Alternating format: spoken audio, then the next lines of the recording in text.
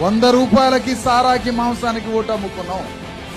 కానీ 300 సంవత్సరాల క్రితం ప్రపంచంలోనే అతిపెద్ద మొఘల్ సామ్రాజ్యం మీద, ఢిల్లీ సుల్తాన్ల మీద ఒక 20 సంవత్సరాల చదువు లేని కళ్ళు గిసుకునే కార్మికుడైన సర్వాయి సర్దార్ పాపన్న గౌడ్ మొఘల్ సామ్రాజ్యం మీద యుద్ధం చేసిండు. సిగ్గుశరం మనకుండాలంట.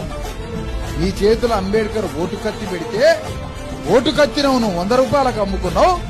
ఈయన కత్తులు బొడ్ల పెట్టుకుని ఢిల్లీ సుల్తాన్ల మీద యుద్ధం చేసి రాజ్యం కోసం 300 సంవత్సరాల క్రితం, 300 ఏళ్ల క్రితం ఢిల్లీ సుల్తాన్ల మీద ఆయన యుద్ధం చేస్తే మనం ఇవాళ మన చేతులు ఉన్న ఓటు కత్తిని మాంసానికి సారకం. ఎంత గొప్పడమ్మా! ఆయన్ని గుండెల్లో పెట్టుకుంటే రాజ్యం వస్తుంది.